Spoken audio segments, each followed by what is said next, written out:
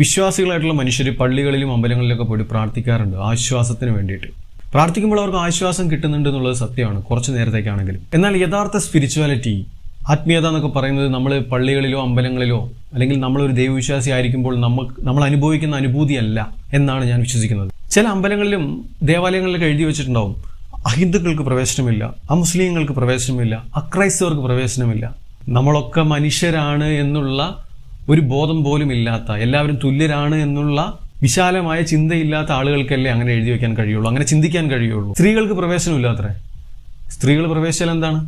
ഇത്രത്തോളം വിഭജനം കാണിക്കുന്ന സ്വാർത്ഥന്മാരായിട്ടുള്ള ആളുകളാണ് പള്ളികളിലും അമ്പലങ്ങളിലൊക്കെ പോയി പ്രാർത്ഥിക്കുന്നത്, അല്ലെങ്കിൽ ഇതൊക്കെ റൺ ചെയ്തുകൊണ്ടിരിക്കുന്നത്. എനിക്ക് തോന്നുന്നു അമ്പലങ്ങളിലും പള്ളികളിലും നടക്കുന്നതായിരിക്കും ഏറ്റവും വലിയ ബിസിനസ്, ദൈവത്തെ വിറ്റ് ജീവിക്കുന്നവർ. എന്നാൽ യഥാർത്ഥ സ്പിരിച്വാലിറ്റി നമുക്ക് സയൻസ് പഠിക്കുമ്പോൾ കിട്ടും. യൂണിവേഴ്സിനെ പറ്റി മനസ്സിലാക്കുമ്പോൾ, നമ്മളെ പറ്റി മനസ്സിലാക്കുമ്പോൾ, നമ്മുടെ കോൺഷ്യസ്നെസ് എന്താണെന്ന് മനസ്സിലാക്കുമ്പോൾ നമ്മൾ അറിയുന്നതാണ് യഥാർത്ഥ സ്പിരിച്വാലിറ്റി. നമ്മളാണ് ഈ പ്രപഞ്ചമെന്നും ഈ പ്രപഞ്ചം നമ്മളിലൂടെ സ്വയം തിരിച്ചറിയുകയാണ് എന്നുമുള്ള ബോധം എന്നൊക്കെ പറയുന്നത് ഒരു മതപുസ്തകത്തിൽ എഴുതി വെച്ചിട്ടില്ല. ഇതൊക്കെ പറഞ്ഞു കഴിഞ്ഞാൽ കുറേ പേര് മതപുസ്തകം പൊക്കി പിടിച്ചിട്ട് വരും എന്നെ തെറി വിളിക്കാനായിട്ട്.